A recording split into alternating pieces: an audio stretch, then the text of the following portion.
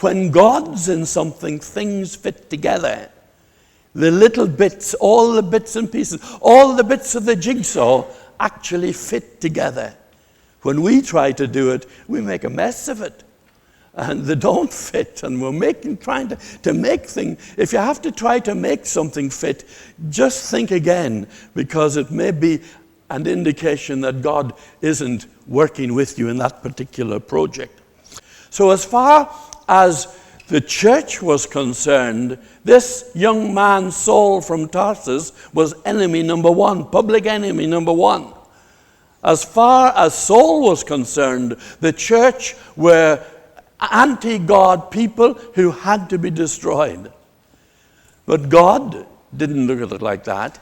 God could see that in this young man Saul, this zealot, this Pharisee who knew the scriptures, in this young zealot who was at the moment persecuting the church, could become one of the greatest missionaries and one of the greatest apostles of the New Testament age. God could see that.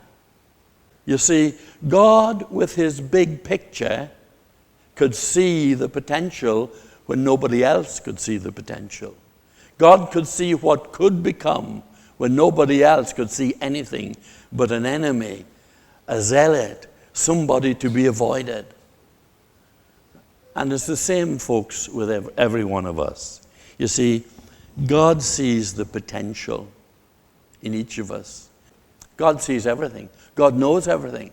And when he makes his plan for your life, he brings all of those things into consideration so that his plans will bring out the best of what you are and the best of what you can become. Paul, God has called you to preach the gospel around the Mediterranean, to plant churches all over the place. So how can you do that when you're stuck in prison? You see, they could only see the little bit that was in front of them. They couldn't see the big picture. The other thing that Paul did when he was in prison in Rome was that he could write letters.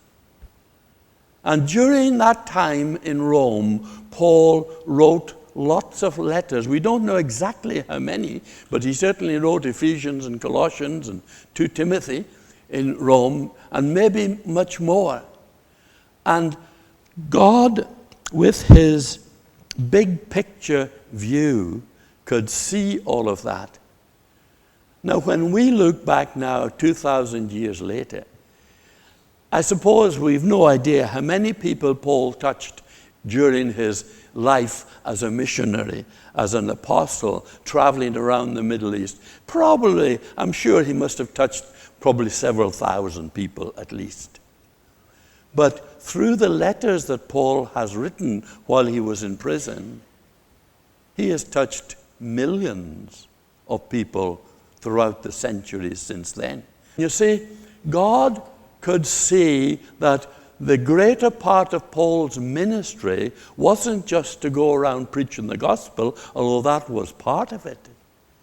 An even more effective part of his ministry was to write letters that would become part of the New Testament, that would become foundation for the church for the next 2,000 years and beyond until Jesus comes again. They could only see, well, in prison, Paul, there's nothing he can do there. But God could see the big picture.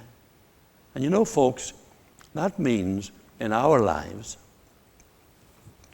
there will be times when, if we are following God's plans for our life, there will be times where we will feel that we're in some kind of prison. You know, that we're restricted. It might be by health, it might be by mobility, it might be all sorts of things. You know, we cannot do the things that we used to do. We cannot do what we want to do. Lord, why am I stuck here? But God can still see potential. You may not be able to do what you want to do or even what you could do, but there's still lots of things you can do. So you just ask the Lord to help you to do the things that you can do.